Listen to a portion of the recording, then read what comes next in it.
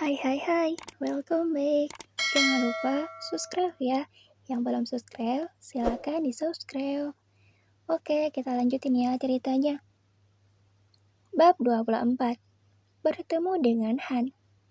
Tolong bantu 1K subscriber ya, biar aku semangat bikin ceritanya. Hana tersenyum dan mencoba memberanikan diri untuk bertanya. Apa aku boleh memasak? Hana bertanya dengan ragu. Dia tidak berani menatap ke arah Dokter Yunita. Dokter Yunita terperangah mendengarnya. Dia tidak habis pikir kalau Hana ingin memasak sendiri. Itu membuat Dokter Yunita tersenyum bahagia. Tentu saja dia akan memperbolehkannya, asalkan Hana mau mengisi perutnya. Boleh, Non. Tentu saja Nona boleh memasak. Nona bisa melakukan apapun di rumah ini, balas Dokter Yunita dengan senang hati, dan dia akan membantu Hana. Terima kasih, tapi aku harus mengeringkan rambutku dulu. Mata Hana melirik ke arah meja rias. Dia mencari pengering rambut. Biar saya saja bantu, Non. Mari. Dokter Yunita mengerti kalau Hana masih belum terbiasa dengan dirinya. Tapi dia akan berusaha agar Hana cepat-cepat terbiasa dengan semuanya. Hana hanya mengangguk dan mengikutinya ke meja rias. Kemudian dia duduk. Hana menatap wajahnya yang putih bersih tanpa ada noda jerawat. Hidungnya terlihat mancung dan pipi yang terisi. Wajah Nona sangat cantik, puji Dokter Yunita yang mulai mengeringkan rambut Hana. Dia mengeringkan rambut Hana dengan taletan. Hana tersenyum. Dia berbalik untuk melihat ke arah Dokter Yunita. Apa aku boleh tahu siapa tuanmu? Dan kenapa dia menculikku? Tanya Hana sambil menatap nanar. Dia memohon. Melihat itu, hati Dokter Yunita tidak kuat. Dia pun menganggukkan kepalanya.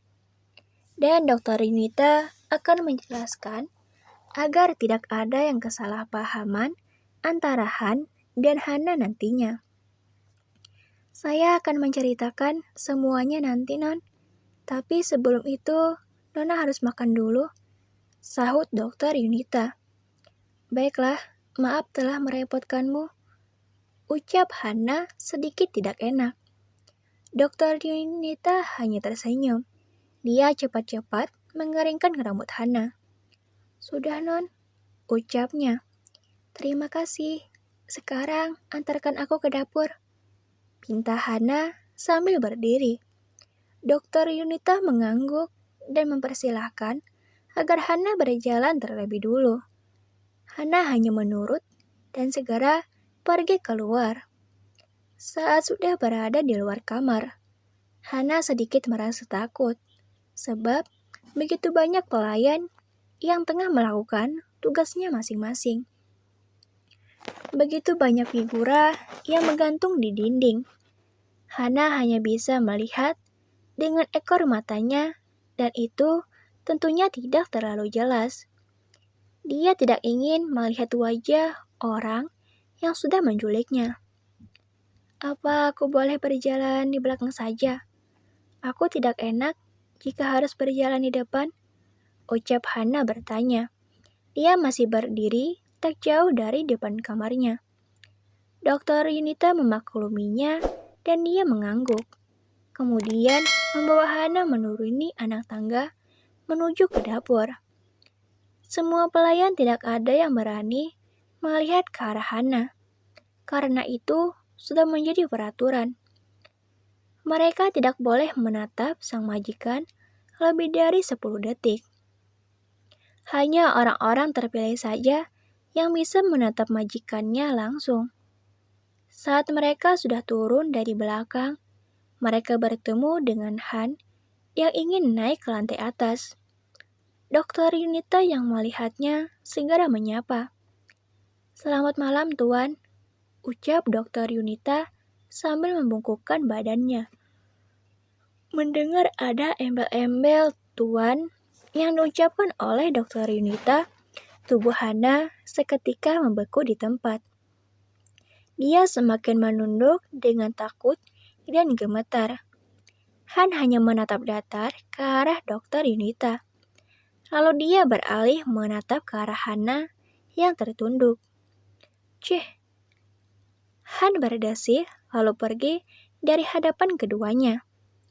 Hana yang merasa Han sudah pergi, dia segera menegakkan kepalanya kembali.